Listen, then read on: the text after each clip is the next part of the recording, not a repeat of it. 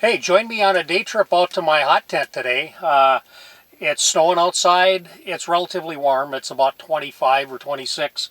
We're supposed to get a lot of snow tonight, so I came out here to crank up the fire and enjoy a little bit of peace and quiet and take the snow off that was on here so that the snow we're supposed to get tonight, which may be several inches, won't be a burden on this. So sit back, enjoy, take a look at what it's like to get out to my bush tent here and enjoy.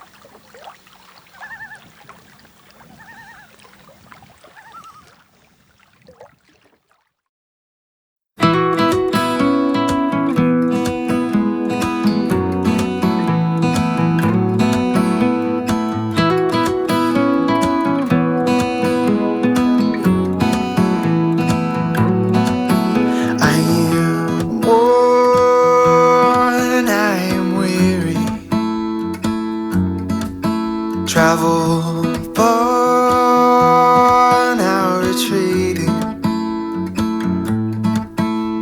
I've longed for this place for so long.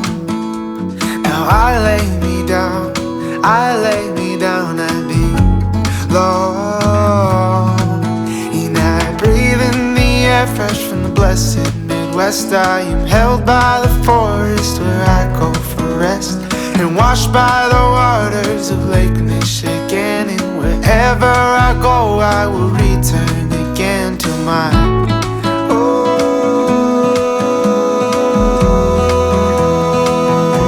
the blessed Midwest.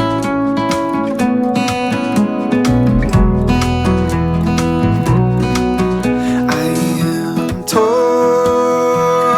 I am bleeding.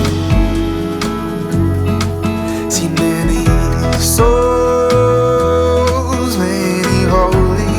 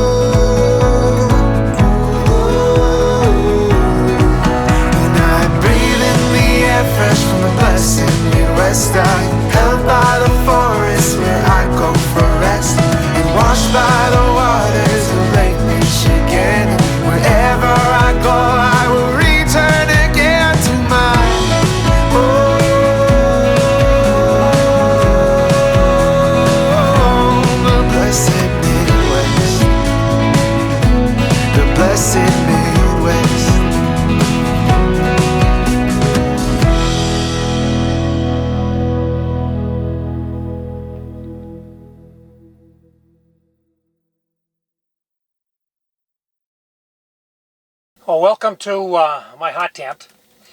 I put this up a couple of weeks ago and have spent a couple of nights out here and a little time during the day. You have to come out and smell like wood smoke for a few hours, so it's fun to come in here and put the wood stove on and brew up a cup of coffee and just enjoy the outdoors. This is an ATUC tent. They're made in Canada. It's their Alaskan style. This is the smaller of the two Alaskans. This is an 8 foot by 8 foot. They make an 11 foot by 11 foot. And I got the smaller one. You can sleep two in here. If you're really careful, you could probably get three, but two would be probably the max. I got it with the idea that sooner or later I'd like to really drag it back into the boundary waters and do some lake trout fishing and have a nice place to stay. I started winter camping back in the early 80s, 80 or 81.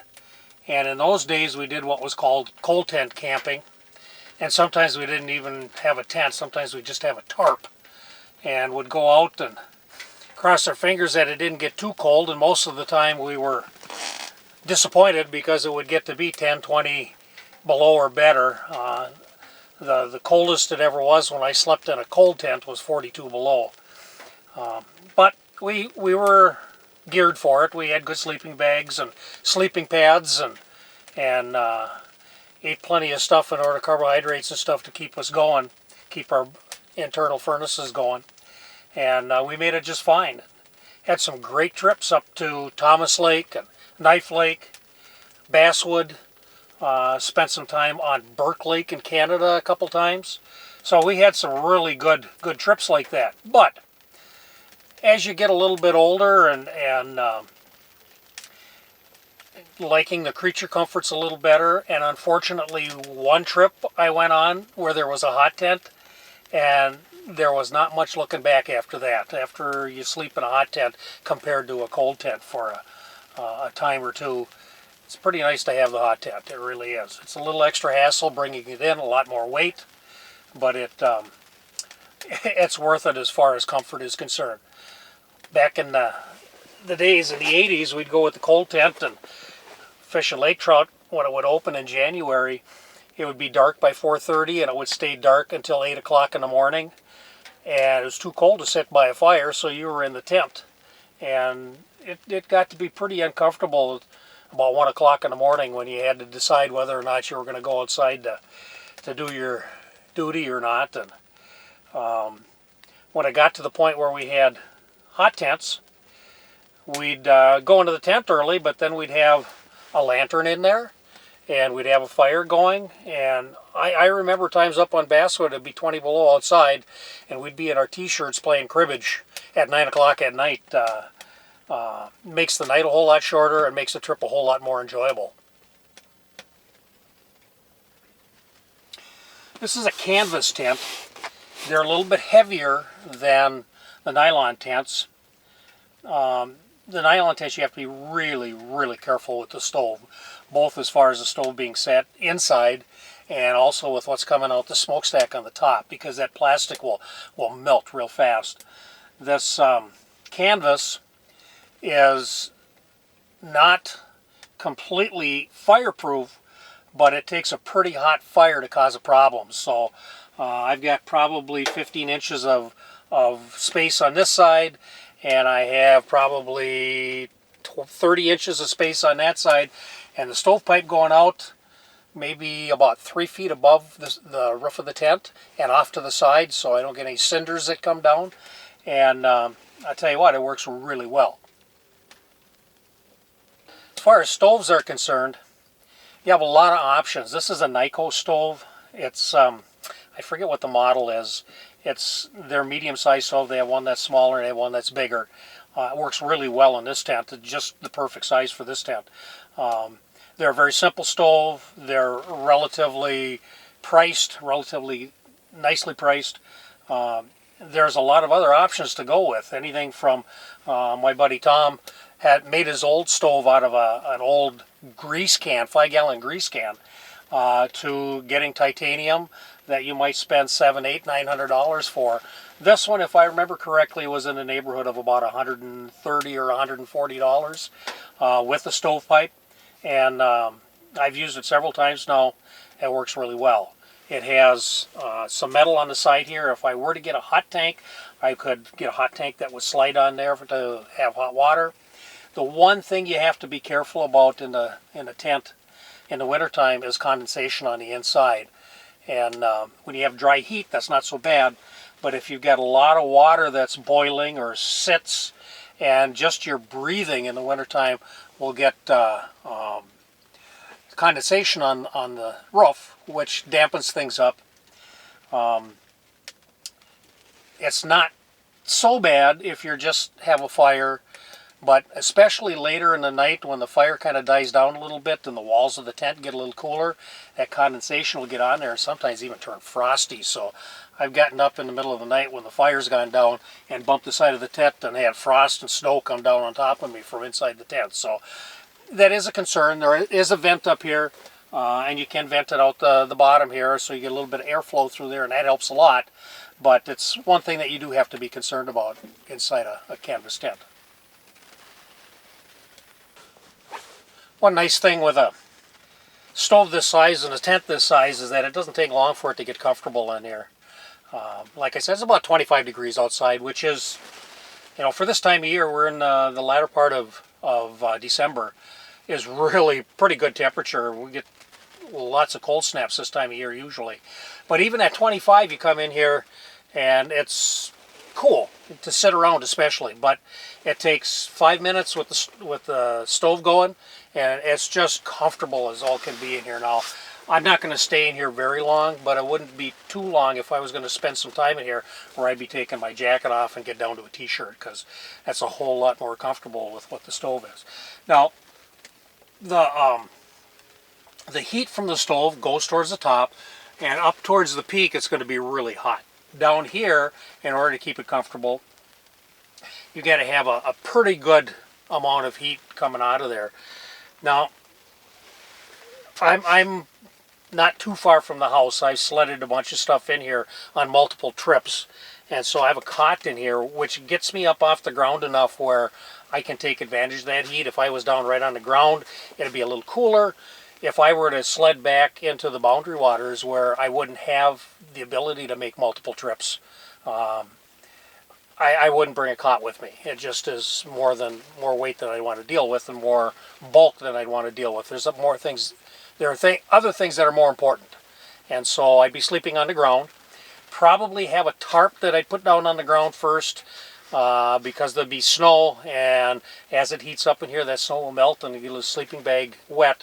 On top of the tarp, we'd put a sleeping pad, a good sleeping pad, an insulated sleeping pad, and then a good bag, and you have no trouble keeping comfortable in here at all.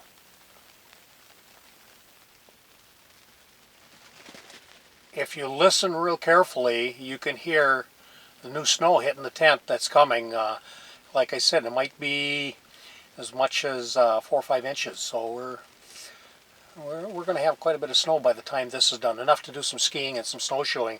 We really haven't had enough for that yet.